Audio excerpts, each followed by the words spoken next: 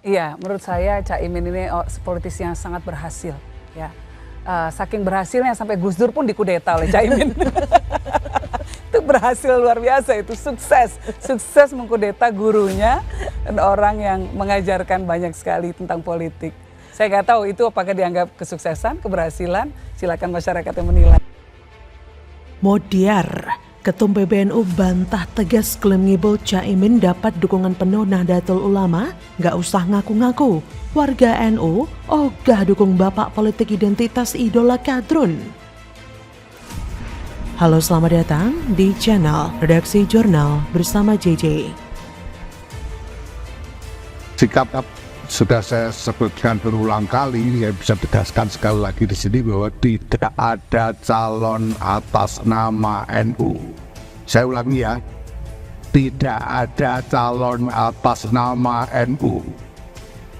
Masih berulang lagi dah ini. Jadi kalau ada calon itu ya atas nama kredibilitasnya sendiri, kapasitasnya sendiri, track recordnya sendiri dan seterusnya. Kita bicara seberapa besar penyumbang ya elektabilitas suara Caimin bagi Anies Baswedan, ya tergantung.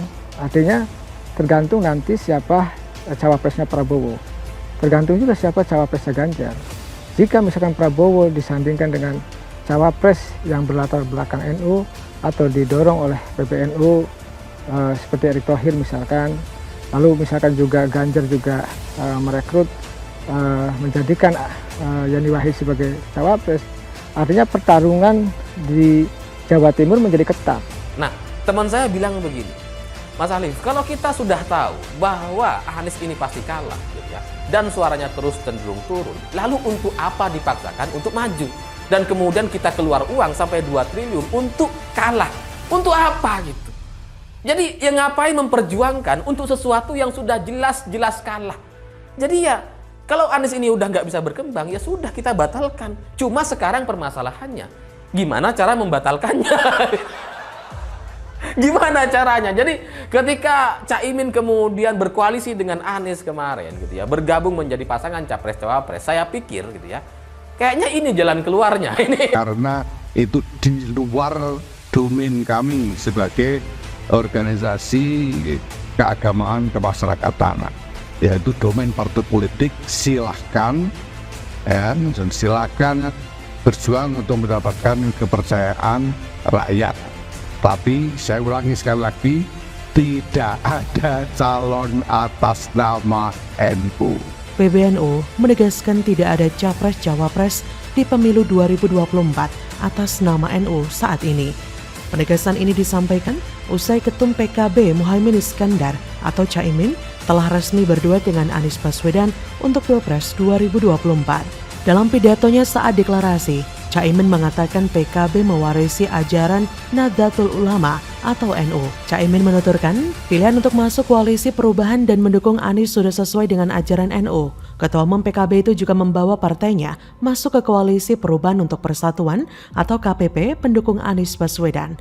Caimin menjelaskan nilai-nilai koalisi perubahan juga diwariskan oleh NU, ormas keagamaan Islam yang lekat dengan PKB, yang mengutip doktrin NU Al-Muhafadzatu ala Qadimis Sholi wa Akhzu bil Jadidil Aslah. Artinya kurang lebih memelihara yang lama yang masih baik dan mengambil yang baru yang lebih baik.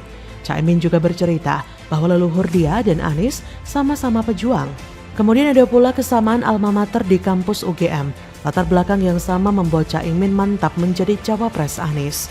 Melihat pengakuan Caimin yang membawa nama besar NU, Ketua Umum PBNU Yahya Khalil Stakuf atau Gus Yahya pun ikut merespon dengan keras ihwal deklarasi Anies Muhaimin Iskandar. Gus Yahya mengucapkan selamat atas duet Anies Caimin itu.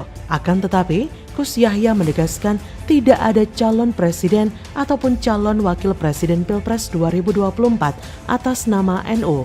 Ia mengatakan apabila ada capres-cawapres yang membawa-bawa NU, hal itu merupakan atas nama pribadi. Gus Yahya juga mengatakan selama ini tidak ada pembicaraan di PBNU terkait capres-cawapres. Sebab kata dia, hal itu di luar domain PBNU sebagai organisasi keagamaan. Ia menuturkan berdasarkan keputusan Muktamar, PBNU bukanlah kompetitor dalam kontestasi Pilpres 2024. Gus Yahya pun menekankan lagi tak ada calon atas nama NU. Menurutnya, jika ingin menarik suara NU yang perlu diyakinkan adalah masyarakat, bukan PBNU.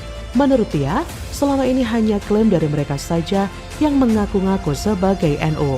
Gus Yahya juga angkat bicara ihwal Caimin yang mengaku mendapat restu dari Kiai. Ia pun memastikan restu itu bukan datang dari Kiai PBNU. Menurut Gus Yahya, bukan hanya Caimin yang merepresentasikan dukungan NU, banyak tokoh yang kerap memproklamasikan diri sebagai NU. Karena itu, dia pun tidak mempermasalahkannya. Jadi, Caimin gak usahlah ngaku-ngaku. Warga NU gak akan dukung Anies si bapak politik identitas idola kadrun. Banyak perilaku dan rekam jejak Anies yang sudah terbukti mengancam dan memecah belah bangsa lewat politik identitas. Ingat, saat ini masyarakat khususnya warga NU sudah mulai melek media sosial. Banyak yang tahu kiprahnya Anies yang sering menggunakan politik sara demi kekuasaan dan Caimin yang selalu berpindah-pindah koalisi dengan PKS, Gerindra, dan terakhir dengan Nasdem. Yang tentunya PKS, Gerindra, dan Nasdem tidak akan pernah mengusung calon terkuat untuk Pilpres 2024 yaitu Ganjar Pranowo. Bisa jadi warga NU yang cinta NKRI tetap memilih Ganjar sebagai presiden di 2024 nanti. Warga Nahdliyin semakin cerdas untuk tidak memilih capres Anies. Koalisi dengan siapapun warga NU tidak bakal pilih Anies, kecuali bagi yang tidak paham peta perpolitikan yang selalu berubah arah dan tujuan, memilih karena fanatik dengan PKB tanpa tahu pimpinannya sedang berkoalisi dengan siapa. Melihat bantahan Ketua Umum PBNU soal klaim Caimin yang didukung NU dan kiai-kiai NU, maka tidak heran jika pada deklarasi Anies Caimin Sabtu 2 September kemarin, tepat di luar dan sekitar lokasi deklarasi mereka, diwarnai aksi deklarasi tandingan, di mana pendukung Ganjar berkumpul dan menyanyikan lagu Ganjar Siji Ganjar Kabeh yang mulai dikenal luas itu. Karena di Jatim, mayoritas masyarakat berpaham NU, jadi sekali lagi Caimin jangan berharap mendapat dukungan NU. Jadi, bagaimana menurut Anda? Ini kan barat terlalu kredit kalau cuma satu pintu. Terlalu kredit ini kalau cuma satu pintu nggak akan nampung. Tolak JIS jadi markas macan Kemayoran. The Jackmania sebut JIS nggak layak jadi kandang Persija. Baru sekali jajal langsung ambruk. Anies malah salahkan dan bahayakan supporter. Kopla. Karena Jakmania lah kelompok yang paling teriak lama minta dibikinin stadion. Nah sekarang tiba-tiba Pak Anies bangunin stadion.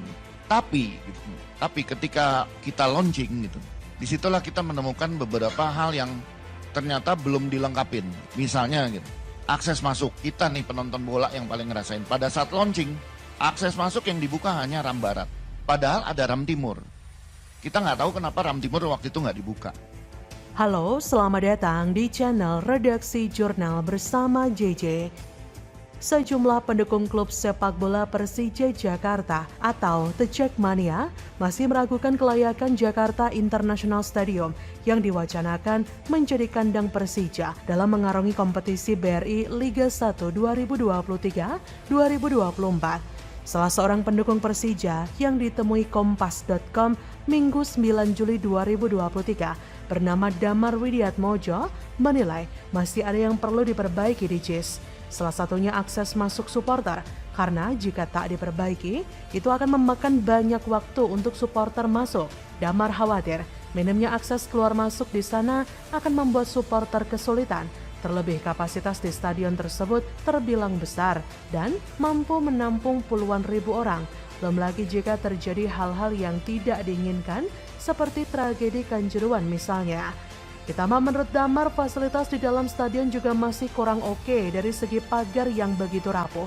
Beda dibandingkan dengan stadion utama Gelora Bung Karno atau GBK. Selain Damar, salah satu The Jackmania asal kota Bekasi, Denny Putra, hampir sama dengan Damar. Ia menilai bahwa stadion itu masih perlu sedikit direnovasi. Menurutnya, renovasi patut dilakukan pada sarana dan prasarana yang mendukung stadion tersebut. Salah satunya adalah akses pintu masuk dan keluar. Bahkan dari salah satu politisi, Arya Sinulinga, mengunggah bukti bahwa pintu masuk Stadion JIS harus direnovasi. Bahkan dalam video yang ia unggah di akun Twitter pribadinya, Arya Sinulinga memperlihatkan para supporter Jackmania sangat kesulitan ketika mau masuk stadion, bahkan sampai desak-desakan. Dalam narasi cuitannya, ia mengungkapkan bahwa ia mendapat video itu dari salah satu pendiri supporter Persija Jakarta, The Jackmania. Dalam narasi cuitannya, ia mengungkapkan bahwa ia mendapatkan video itu dari salah satu pendiri supporter Persija Jakarta, The Jackmania, dan juga sebagai ex-ketua umum The Jackmania, Ferry Indra Sarif. Jadi memang JIS ini perlu direnovasi, akses masuk yang hanya satu pintu, akses parkir yang belum ada, menjadikan JIS belum layak dijadikan markas Persija Jakarta. Bahkan, The Jackmania sendiri pun mengakuinya. Sebagai informasi, PJ Gubernur DKI Jakarta Heru Budi Hartono sebelumnya memberi sinyal bakal menjadikan JIS sebagai kandang klub sepak bola Persija. Kemungkinan itu dibahas Heru dalam pertemuan terbatas dengan manajemen Persija Jumat 7 Juli di Balai Kota Jakarta. Meski begitu, Heru tidak secara tegas memberikan lampu hijau kepada tim berjuluk Macan Kemayoran untuk menjadikan JIS sebagai kandang. Heru hanya mengatakan jika pemerintah Provinsi Jakarta siap mendukung dan mendorong kemajuan Persija. Dari sini kita bisa melihat betapa lucunya Anies yang katanya cerdas, berwawasan, pintar, yang menurut Dr. Tifa sangat sulit dipahami rakyat yang rata-rata ber-IQ 78. Tapi membangun satu stadion saja masih meninggalkan banyak masalah. Pokoknya asal jadi, bisa dipamerkan dan dibanggakan. Betapa malunya Anies saat ini di mana JIS mau dipakai tapi tidak layak sehingga lagi-lagi pemerintah pusat harus turun tangan, renovasi lagi, sesuai standar pula. Artinya selama ini masih belum sesuai standar ya.